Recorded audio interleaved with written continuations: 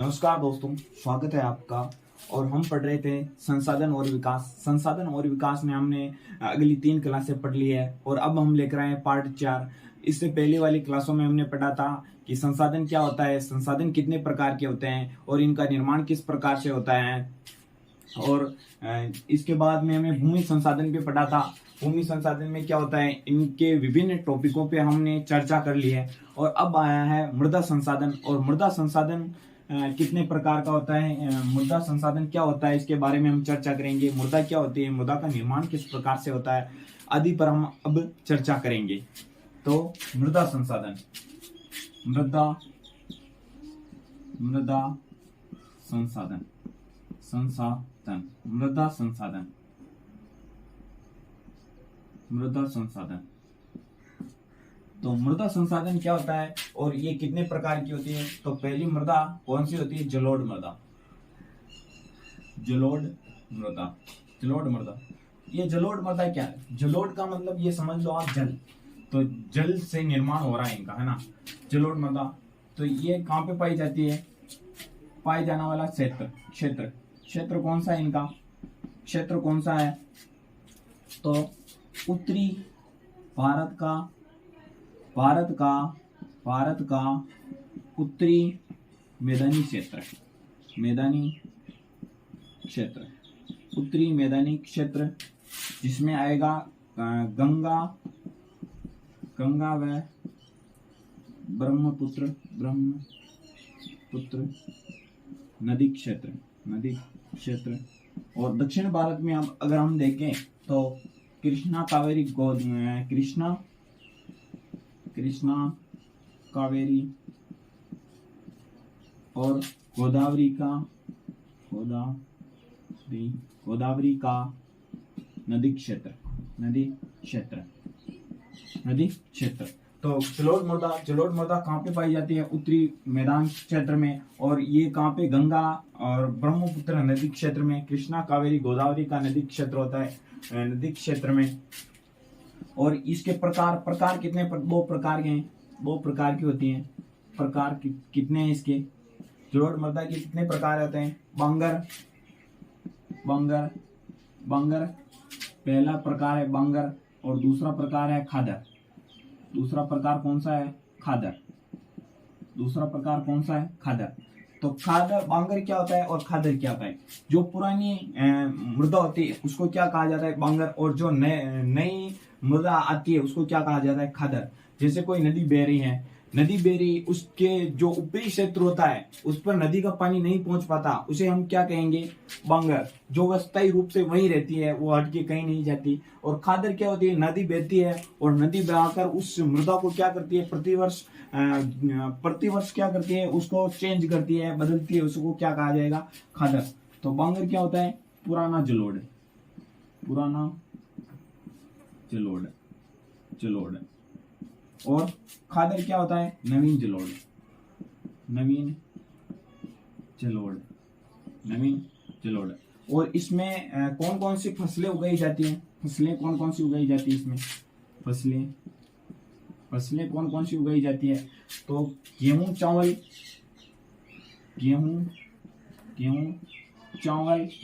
और तिलहनी फसलें, वह तिलहनी फसलें। और इसमें किस किस के अवशेष पाए जाते हैं, तो क्या क्या पाया जाता है इसमें, क्या क्या पाया जाता है इसमें। तो एक तो पाया जाता है इसमें, इनमें पाया जाता है, सॉरी इधर, इनमें क्या क्या पाया जाता है, तो चूना,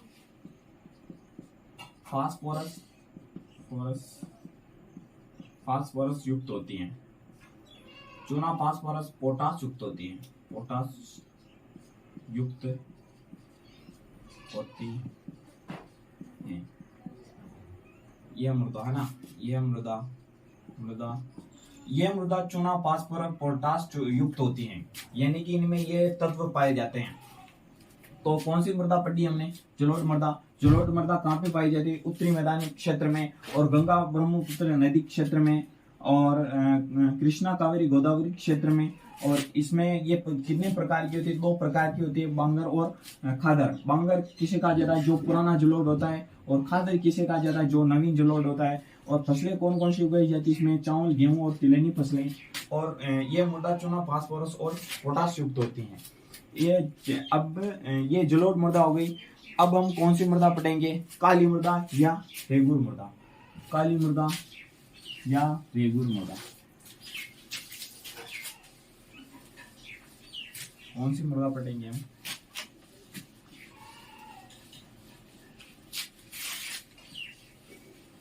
अब हम कौन सी मृदा पढ़ेंगे? काली मृदा। काली मृदा या रेगुर मृदा। रेगुर मृदा, काली मृदा। मृदा और काली मृदा का रंग कैसा होता है? रंग कैसा होता है? रंग कैसा होता है? काला। रंग कैसा होता है? काला। और कपास की खेती के लिए उपयुक्त है। कपास की खेती के लिए उपयुक्त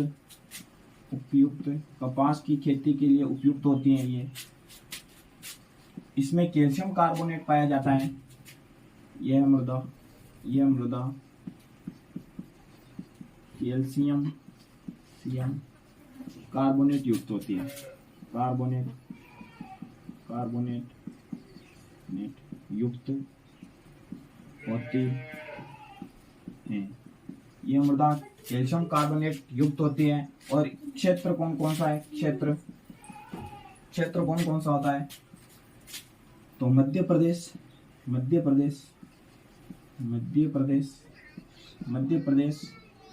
महाराष्ट्र,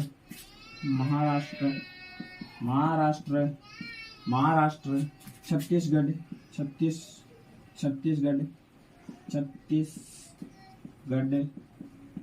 और मालवा क्षेत्र। तो कैल्शियम कार्बोनेट होती है।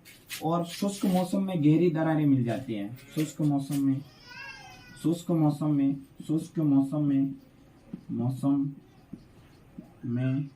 गहरी दरारें मिल जाती है,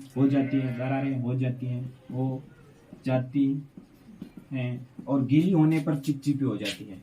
गीली होने पर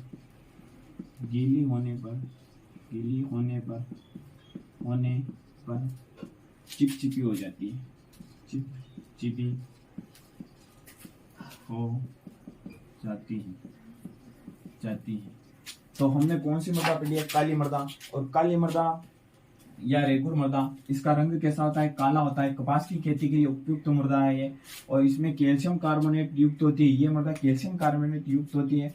और क्षेत्र हम देखें तो मध्य प्रदेश, महाराष्ट्र, छत्तीसगढ़ और मालवा क्षेत्र। शुष्क मौसम में गहरी दरारें हो जाती है इसमें। और गीली होने पर यह मृदा कैसी हो जाती है? चिपचिपी हो जाती है ना।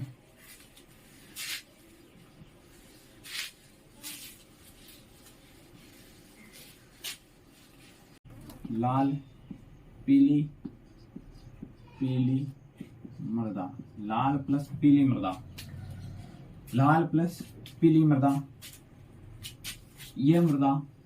यह मृदा दक्कन के पठार के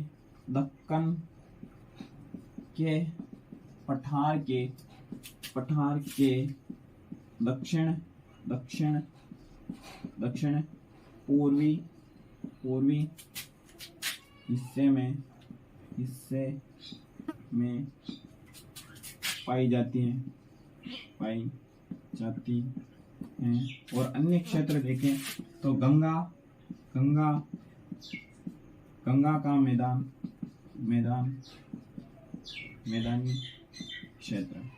मैदानी क्षेत्र में ये मृदा पाई जाती हैं। और अन्य क्षेत्र देखें तो छत्तीसगढ़ प्लस ओडिशा।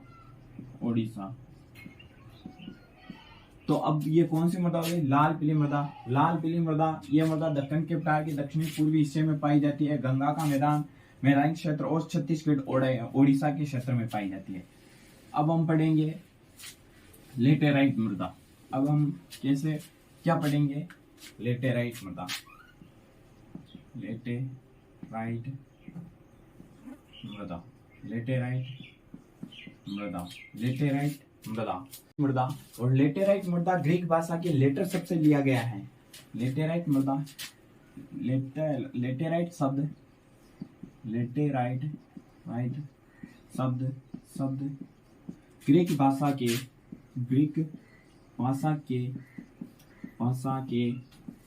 लेटेराइट शब्द ग्रीक भाषा के लेटर शब्द से लिया गया, लेटर शब्द से लिया गया है। लेटेराइट शब्द ग्रीक भाषा के लेटर शब्द से लिया गया है, जिसका अर्थ है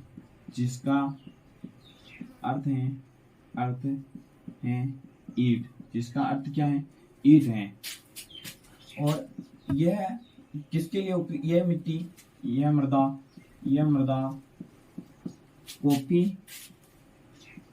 कॉफी व चाय के लिए उपयुक्त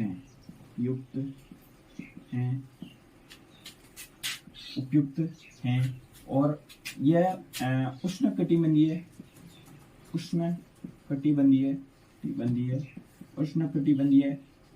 या उपोष्णकटिबंधीय क्षेत्रों में पाई जाती है। उष्णकटिबंधीय और उपोष्ण कटिबंधीय क्षेत्रों में पाई जाती हैं।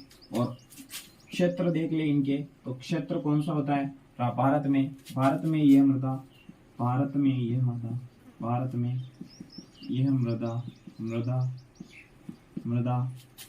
दक्षिणी राज्यों में असम, केरल, पश्चिम बंगाल, महाराष्ट्र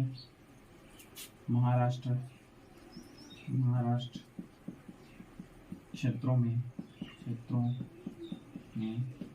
पाई जाती है। तो हमने कौन सी मृदा पढ़ी है, लेटेराइट मृदा कहाँ पाई जाती है, तो ये भारत के दक्षिणी राज्यों में पाई जाती है, जिसमें असम, केरल, पश्चिम बंगाल और महाराष्ट्र क्षेत्र विशेष रूप से होती है इनमें। और उष्णकटिबंधीय और उपोष्णकटिबंधीय क्षेत्रों में या जलवायु क्षेत्रों में पाई जाती है। यह मृदा कॉफी और चाय के लिए उपयुक्त है। और लेटेराइट शब्द ग्रीक भाषा के लेटर शब्द से लिया गया है, जिसका अर्थ है ईंट, जिसका अर्थ क्या है, ईंट, जिसका अर्थ है ईंट। अब हम कौन सी मृदा पढ़ेंगे, मृस्थलीय मृदा। कौन सी मृदा पढ़ेंगे अब हम, मृस्थलीय मृदा।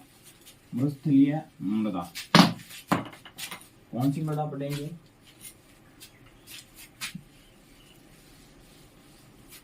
मृस्थलीय मृदा।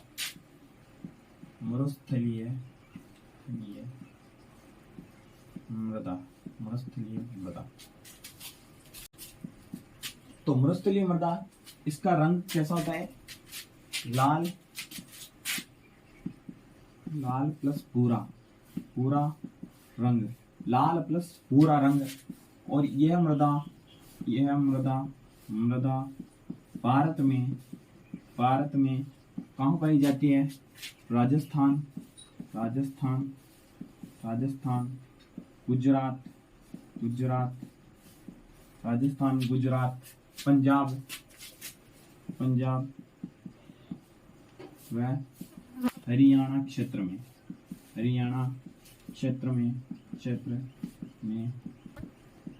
पाई जाती है।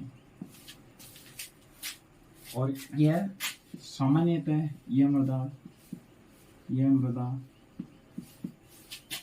लवणीय, रेतीली व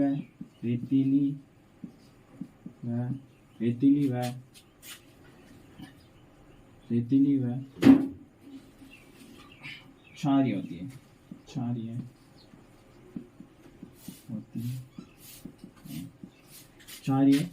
है। यह मृदा रेतीली व क्षारीय होती है। और यहाँ तापमान, शुष्क तापमान के कारण, शुष्क तापमान के कारण, तापमान के कारण, तापमान के कारण शुष्क तापमान होता है, इसके कारण क्या होता है, वाष्पन दर, कारण वाष्पन दर सर्वाधिक होती है, सर्वाधिक होती हैं, वाष्पन दर सर्वाधिक होती हैं, वाष्पन दर सर्वाधिक होती हैं, और ये क्या होती है, शुष्क होती हैं। तो ये कौन सी मृदा हो गई, मरुस्थलीय मृदा। मरुस्थलीय मृदा लाल व भूरा रंग होता है। मृदा भारत के राजस्थान, गुजरात, पंजाब, हरियाणा क्षेत्रों में पाई जाती है।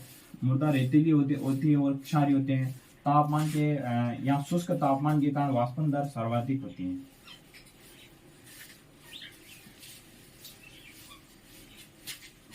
वन मृदा, और वन मृदा कहाँ पाई जाती है, पर्वत व पहाड़ी क्षेत्रों में, पर्वत व पहाड़ी क्षेत्रों में, जहाँ सामान्यतः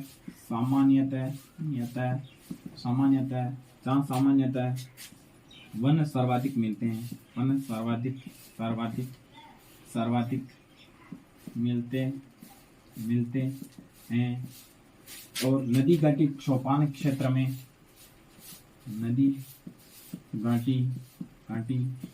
सोपान क्षेत्र में सर्वाधिक मिलती हैं,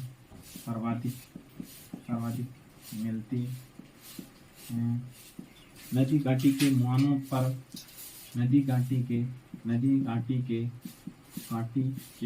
मुहानों पर, मुहानों पर सर्वाधिक मिलती हैं। तो वन मृदा पर्वत व पहाड़ी क्षेत्र में जहाँ सामान्यतः वन सर्वाधिक मिलते हैं, नदी घाटी सोपान क्षेत्र में सर्वाधिक मिलती हैं, नदी घाटी के मुहानों पर सर्वाधिक मिलती हैं ये मृदा। अब आते हैं मृदा अपर्दन। मृदा अपर्दन क्या होता है, जब क्या होता है, हवा व नदी क्षेत्र क्या होता है, नदी के अपने जल को बहाकर अपर्दन, मृदा अपर्दन।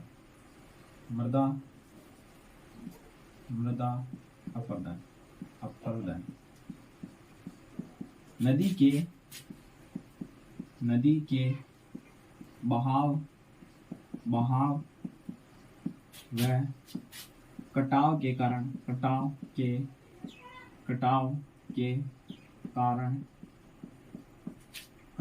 कारण जिस मृदा का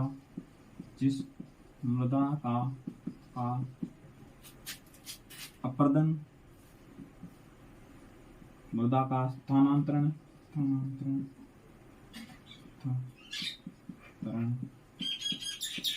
होता है, उसे मृदा अपर्दन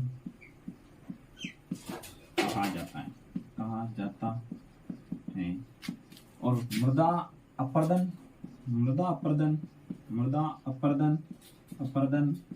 व मृदा निर्माण की प्रक्रिया साथ साथ होती है। मृदा निर्माण की प्रक्रिया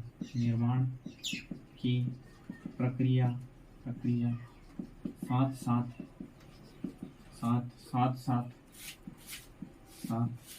होती है।